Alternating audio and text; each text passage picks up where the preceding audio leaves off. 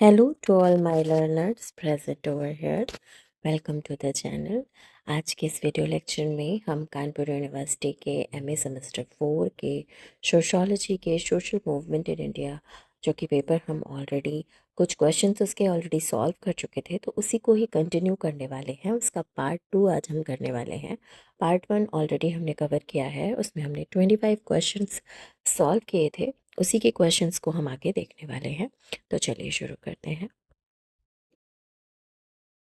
तो आज जो हमारा पार्ट 2 है, उसका जो फर्स्ट क्वेश्चन है वो है आपका, which article of the Indian constitution provides for the reservation of seats for scheduled caste tribes and women in panchayats. भारतीय संविधान का कौन सा अनुच्छेद पंचायतों में अनुसूचित जातियों, अनुसूचित जनजातियों और महिलाओं के लिए सीटों के आरक्षण का प्रावधान करता है? अनुच्छेद 243D, अनुच्छेद 17 यानी कि 17, अनुच्छेद 331, अनुच्छेद 498 A. Article 243D, article 17, article 331, article 498 A. तो इसमें जो करेक्ट आंसर है वो है आपका आर्टिकल 243D, यानी कि ऑप्शन नंबर ए करेक्ट है इसमें, option number A. Next question है, who initiated the Sarvodaya movement? Sarvodaya आंदोलन की शुरुआत किसने की थी? ऑप्शंस हैं इसमें, बाल ठाकरे, विनोबा भावे, लेनिन और टी.के. उमन। इसमें करेक्ट आंसर है आपका विनोबा भावे। विनोबा भावे आपके सर्वोदय आंदोलन की शुरुआत पूछा जाए या सर्वोदय आंदोलन के प्रणेता, तो जो आपके विनोबा भावे हैं इन्हीं का नाम आता है। ऑप्शन नंबर बी करेक्ट है इसमें। नेक्स्ट क्वेश्चन है आपका, who is considered a major contributor to the functionalist perspective? प्रकार्यात्मकवादी दृष्टिकोण में प्रमुख योगदानकर्ता किसे माना जाता है? ऑप्शंस हैं आपके, Karl Marx, Robert Merton, Max Weber, C Wright Mills. तो इसमें जो करेक्ट आंसर है वो है आपका मर्टन, क्योंकि आप जानते हैं मार्क्स जो हैं वो आपके कॉन्फ्लिक्ट के थे, है ना। तो फंक्शनलिस्ट की बात हो रही है यहाँ, प्रकार्यात्मक की, तो मर्टन इसमें करेक्ट है, ऑप्शन नंबर बी। नेक्स्ट आता है आपका, structural functionalism views society as a complex system whose parts work together to promote injustice and equality, conflict and chaos, solidarity and stability, individualism and freedom। संरचनात्मक कार्यात्मक समाज को एक जटिल प्रणाली के रूप में देखता है।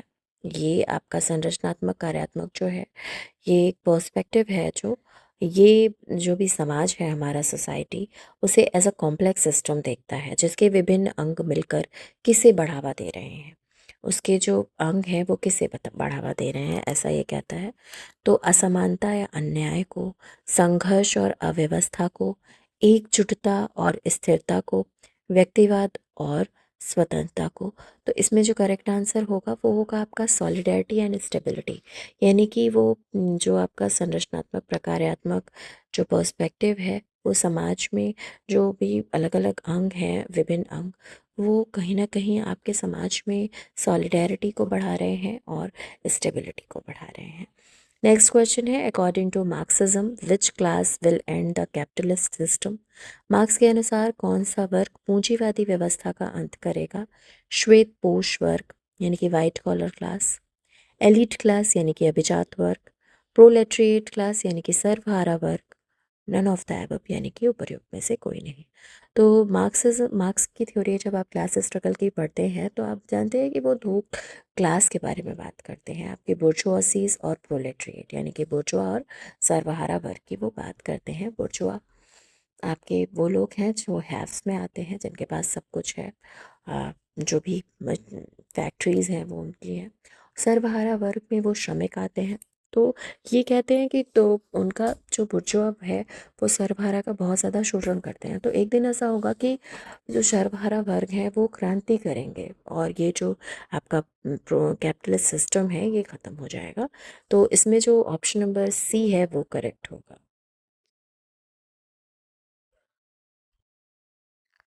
नेक्स्ट क्वेश्चन है, which thinker regarded conflict in the form of movement useful for social order? किस विचारक ने आंदोलन के रूप में होने वाले संघर्ष को सामाजिक व्यवस्था के लिए उपयोगी माना है? कौन सा विचारक है जो आंदोलन के रूप में होने वाला जो संघर्ष है उसे सामाजिक व्यवस्था के लिए वो उपयोगी बताते हैं? ऑप्शंस हैं आपके M N Srinivas, Max Weber, Lewis Coser और हर्बर्ट ब्लूमर। तो हाँ, जो इसमें से थिंकर हैं वो जो कोज़र हैं आपके, वो ये कहते हैं कि जो भी हमारी पूरा सोशल सिस्टम है, उसमें कहीं जब संघर्ष होता है तो वो भी कई बार हमारे लिए यूज़फुल होता है। तो ये जो बात है ये कोज़र ने कही है, तो ऑप्शन नंबर इसमें आपका सी करेक्ट हो जाएगा, लेविस कोज़र। नेक्स्ट आपका क्वेश्चन है,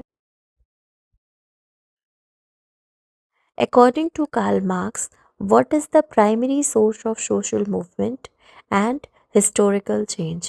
कार्ल मार्क्स के अनुसार सामाजिक आंदोलन और ऐतिहासिक परिवर्तन का प्रथम स्रोत क्या है? कार्ल मार्क्स जो थे वो किसे सामाजिक आंदोलन और ऐतिहासिक परिवर्तन का प्रथम स्रोत या प्राथमिक स्रोत मानते हैं?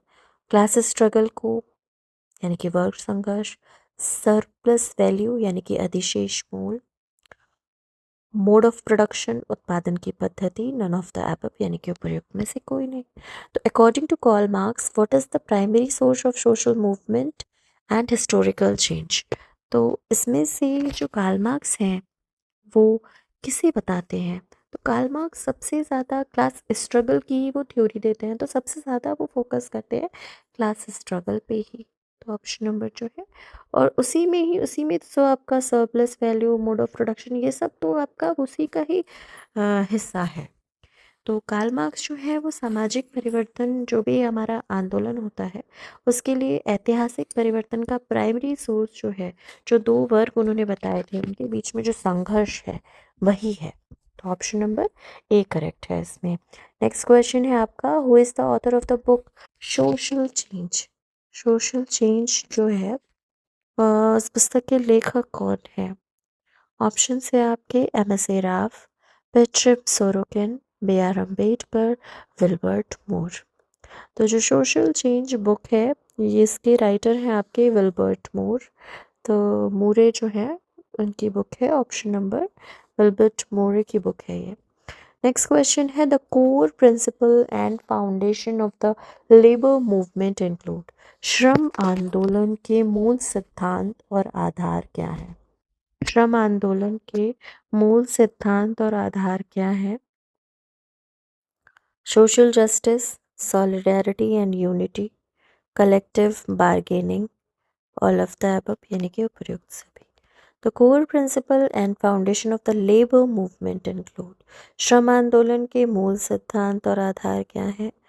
तो इसमें से जो सारी चीज़ें हैं आपकी ये सभी आएंगी श्रम आंदोलन और उसके मूल सिद्धांत और आधार में, उसके प्रिंसिपल फाउंडेशन में। सोशल जस्टिस भी आएगा यानी कि सामाजिक न्याय, सॉलिडारिटी, यूनिटी, एकजुटता और एकता भी आएगी, और आपका सामूहिक सौदेबाजी भी आएगी। तो all of the above correct है इसमें, option number d. Next question है आपका, who led the movement to improve status of the tribes from 1920?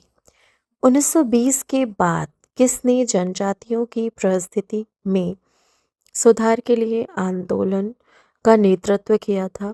Options हैं आपके Jyotiba Phule, Thakkar Bapa, Medha Patkar, doctor B R Ambedkar. तो यहाँ पे ट्राइब की बात की जा रही है। तो आप अगर थोड़ा सा भी तो पढ़ते हैं तो आप ये देखते हैं कि देखिए मेधा पाटेकर, बी आर अम्बेडकर तो आपके दलित के लिए काम कर रहे थे, आप जानते हैं। ज्योतिबा फुले आपकी गर्ल्स एजुकेशन और उसके लिए काम कर रहे हैं। बट ये जो ठाकर बापा हैं ये आपके जो है ये काम करते हैं आपकी कास्ट जो ट्राइब्स हैं उनके लिए। तो ये मूवमेंट करते हैं उनकी स्टेटस के लिए। तो ऑप्शन नंबर बी करेक्ट है इसमें। नेक्स्ट क्वेश्चन है आपका, the national green tribunal in India was established in which year? Bharat में राष्ट्रीय हरित अधिकरण की स्थापना किस वर्ष की गई थी? 1999, 2009, 2015 एंड 2010। 1999, 2009, 2015 और 2010। तो नेशनल ग्रीन ट्रिब्यूनल जो है ये कब इस्टेब्लिश किया गया था? तो ये आपका 2010 में इस्टेब्लिश किया गया था। करेक्ट है ये ऑप्शन आपका डी। नेक्स्ट क्वेश्चन है, हु स्टार्टेड द नर्मदा बचाओ आंदोलन? नर्मदा बचाओ आंदोलन की शुरुआत जो है वो किसने की थी?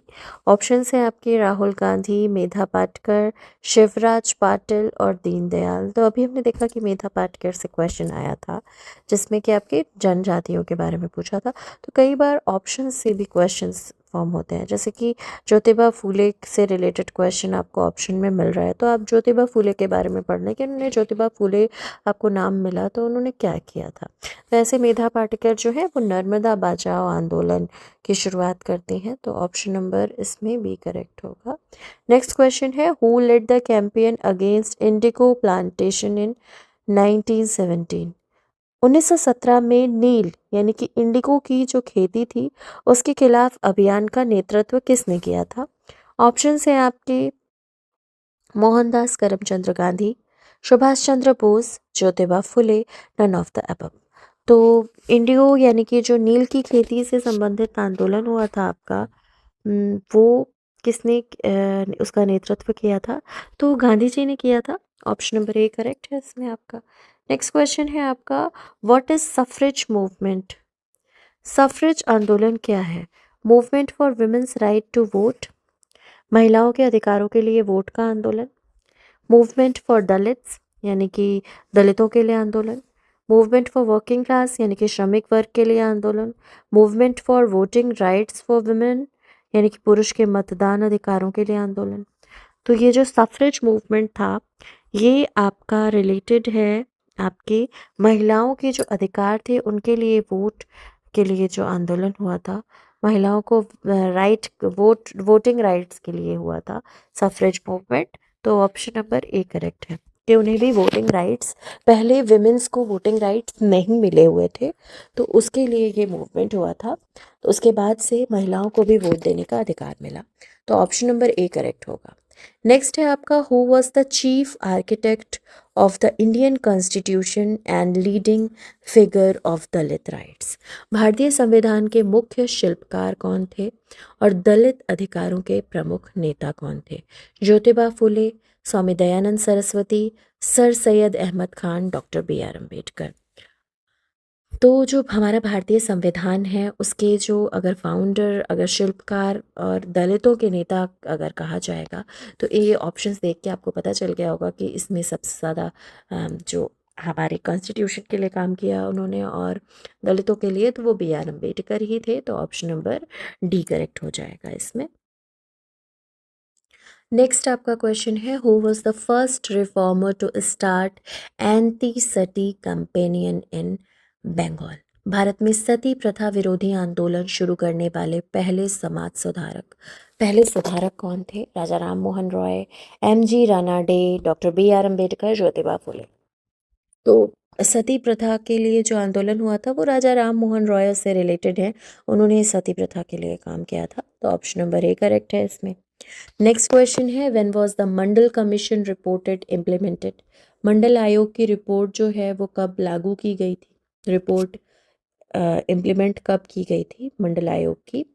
तो ऑप्शंस हैं आपके 1990 1990, 1950 1950, 1953, 1992, 1992। तो ये जो है मंडल कमीशन की रिपोर्ट जो इम्प्लीमेंट की गई यानी कि रिपोर्ट कब लागू की गई, तो ये ऑप्शन नंबर ए करेक्ट है इसमें। 1990 में मंडल आयोग जो है, मंडल कमीशन, बीपी मंडल जो थे वो उसके अध्यक्ष थे, उनकी अध्यक्षता में ये जो मंडल कमीशन था वो आया था। तो इसकी रिपोर्ट आई थी आपकी 1990 में। ऑप्शन है, नेक्स्ट क्वेश्चन है आपका, when did Chipko movement took place? Chipko movement यानी कि चिपको आंदोलन कब हुआ था? चिपको आंदोलन आपका 1973, 1953, 1971, 1951। तो चिपको मूवमेंट जो था वो हमारा हुआ था 1973 में। ऑप्शन नंबर ए करेक्ट होगा इसमें, ऑप्शन नंबर ए करेक्ट हो जाएगा। नेक्स्ट है, which is recognized as one of the first environmental movement in the country किसी देश के पहले पर्यावरणीय आंदोलन में से एक के रूप में मान्यता मिली? चिपको आंदोलन, किसान आंदोलन, लोक सत्ता आंदोलन, नर्मदा बचाओ आंदोलन। तो यहाँ पे बात आ रही है पर्यावरणीय आंदोलन की, तो लोक सत्ता मूवमेंट और किसान मूवमेंट इससे तो मतलब नहीं ही है, ऑब्वियस सी बात है। तो जो चिपको मूवमेंट था ये हमारा एनवायरमेंट मूवमेंट में सबसे पहला मूवमेंट जो था कंट्री का वो आता है। ऑप्शन नंबर ए करेक्ट है इसमें। नेक्स्ट क्वेश्चन है आपका, women movement is an example of which kind of social movement? महिला आंदोलन किस प्रकार का सामाजिक आंदोलन है? Redemptive, reformist, revolutionary, none of the above. प्रतिदिनात्मक, सुधारवादी और क्रांतिकारीवादी। तो ये जो था ये आपका सुधारवादी महिला आंदोलन जो है, जो कुछ ऐसी चीज़ें हैं उनमें सुधार की बात करता है। जो जो चीज़ें सुधार मूवमेंट यानी कि रिफॉर्मेटरी वो होते हैं जो हमारा जो सिस्टम चल रहा है उसमें कुछ प्रॉब्लम्स है उसके सुधार की बात वो करते हैं। तो महिला आंदोलन जो है वो सुधारवादी आंदोलन में आते हैं। टाइप्स ऑफ मूवमेंट अगर आपने नहीं पढ़ा है तो आप चैनल पे देख सकते हैं, आपको उसका डिटेल लेक्चर मिल जाएगा। उसमें आपको सारे टाइप्स ऑफ मूवमेंट जो है वो बताए गए हैं। आपके क्रांतिकारी आंदोलन, आपका सुधारवादी आंदोलन ये क्या है सब आपको मिल जाएगा। मूवमेंट क्या है पूरा और उसके टाइप्स इससे रिलेटेड आपको वीडियो लेक्चर मिल जाएगा। आप प्लेलिस्ट में जाइए, सोशल मूवमेंट से आपको एक प्लेलिस्ट मिलेगी चैनल पे, उसको आपको उसमें आपको ये सारे जो लेक्चर हैं वो मिल जाएंगे। उसके अलावा इसके सारे जो भी पुराने क्वेश्चन पेपर हैं सोशल मूवमेंट के वो भी आपको मिल जाएंगे वहाँ पे, तो आप देख सकते हैं। नेक्स्ट क्वेश्चन है, which movement aim to reviving the practice of ancient Vedas and opposing ideal worship and superstitious practice? कौन सा आंदोलन प्राचीन वेदों की प्रथाओं को पुनर्जीवित करने तथा मूर्ति पूजा और अंधविश्वासी प्रथाओं का विरोध से किया गया था? आर्य समाज, ब्रह्म समाज, रामकृष्ण मिशन, लिंगायत मूवमेंट यानी कि लिंगायत आंदोलन। तो कुछ ऐसे मूवमेंट भी हुए कि वो वेदों की ओर लौटने की बात कर रहे थे, मतलब वेद की जो प्रथाएं थी उनको वापस पुनर्जीवन की बात कर रहे थे और अंधविश्वास वगैरह को ख़त्म करने की बात कर रहे थे, उसका विरोध कर रहे थे। तो जो आर्य समाज था वो ऐसा कहता है। ऑप्शन नंबर ए करेक्ट है इसमें। नेक्स्ट क्वेश्चन है आपका, Neil Spencer is associated with which theory of social movement? Neil Spencer सामाजिक आंदोलन के किस सिद्धांत से संबंधित है? संरचनात्मक तनाव, प्रतिकारात्मक राजनीति, संसाधन की कमी, उपरोक्त में से कोई नहीं। नील स्मेल्सर सामाजिक आंदोलन के किस सिद्धांत से संबंधित है? तो नील स्मेल्सर जो है वो आपके स्ट्रक्चरल स्ट्रेन थ्योरी देते हैं। संरचनात्मक तनाव का सिद्धांत नील स्पेंसर देते हैं। तो ऑप्शन नंबर ए करेक्ट है इसमें। नेक्स्ट क्वेश्चन है, what is the role of the media in social movement? सामाजिक आंदोलन में मीडिया की क्या भूमिका है? जो हमारा सोशल मीडिया है, जो हमारा मीडिया है उसका सोशल मूवमेंट यानी कि जो सामाजिक आंदोलन है उसमें क्या रोल रहता है? Suppressing information about social movement, सामाजिक आंदोलन से संबंधित जानकारी को दबाता है मीडिया। आंदोलन के आयोजकों को अपना संदेश संप्रेषित करने के लिए एक मंच प्रदान करता है। Providing a platform for movement organiser to communicate their message. Mobilising resources for movement participant, आंदोलन के प्रतिभागियों के लिए संसाधनों को संगठित करता है। Dictating the goals and strategies of social movement, सामाजिक आंदोलन के लक्ष्यों और रणनीतियों को निर्धारित करता है।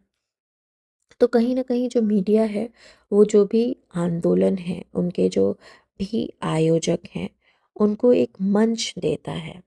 देखिए कहीं पे भी लोग अगर प्रोटेस्ट करने लगते हैं तो वहाँ पे मीडिया के जो भी लोग हैं, न्यूज़ चैनल्स के प्रेस रिपोर्टर्स वहाँ पर जाते हैं और उनका इंटरव्यू लेते हैं, उनसे बात करते हैं और इस चीज़ को वो हमारी जो भी पूरी पब्लिक है उसके सामने लाते हैं। तो ये कहीं ना कहीं आंदोलन के जो भी आयोजक हैं उसको अपना संदेश संप्रेषित करने के लिए एक प्लेटफॉर्म देते हैं, एक मंच देते हैं कि वो अपना मैसेज जो है वो कम्युनिकेट कर सकें। तो ऑप्शन नंबर बी करेक्ट है इसमें।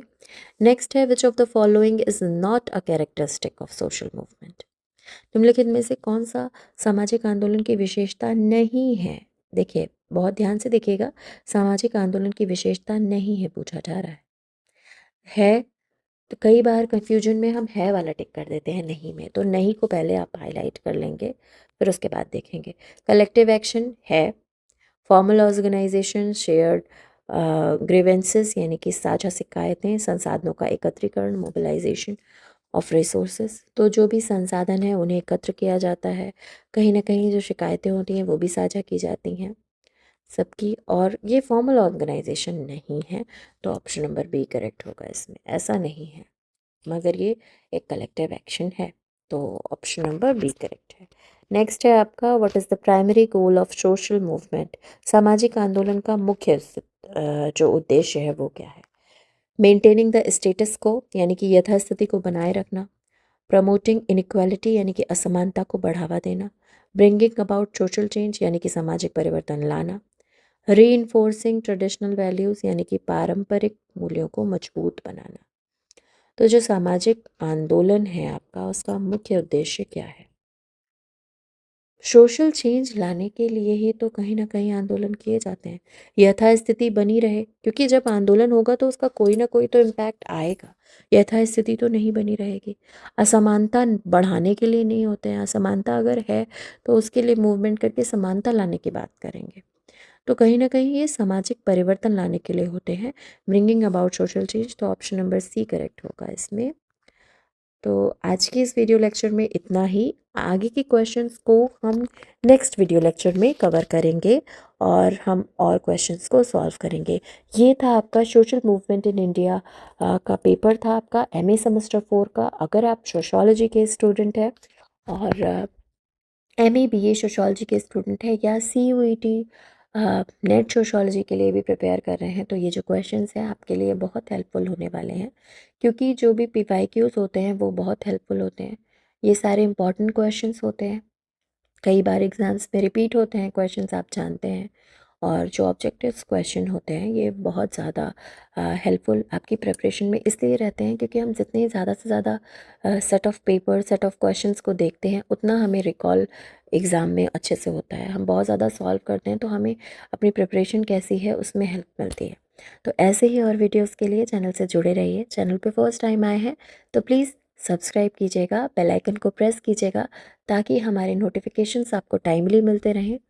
और अपने फ्रेंड्स के साथ, फैमिली के साथ, जो भी आपको स्टूडेंट मिलते हैं स्पेसिफिकली कानपुर यूनिवर्सिटी के, उनसे ज़रूर से शेयर कीजिएगा, क्योंकि ये जो चैनल है इस पे बहुत सारे आपके कानपुर यूनिवर्सिटी के जो पेपर्स हैं वो आपको शेयर किए गए हैं। और सोशोलॉजी के अलावा भी मैंने को करिकुलर वगैरह के भी पेपर्स शेयर किए हुए हैं आपसे, एआई वगैरह के, साइबर सिक्योरिटी के, तो वो भी आप देख सकते हैं। और अगर आप और कोई पेपर चाहते भी हैं तो भी आप मुझे कमेंट बॉक्स में बता सकते हैं कि आपको इस सब्जेक्ट का पेपर चाहिए। अगर मेरे पास होगा तो मैं ज़रूर आपको कोशिश करूँगी कि प्रोवाइड करूँ। तो आई होप ये वीडियो लेक्चर आपके लिए हेल्पफुल रहा होगा। ऐसे ही और वीडियोस के लिए चैनल से जुड़े रहिए। Keep learning, keep watching and keep sharing, keep growing. Thank you so much for watching.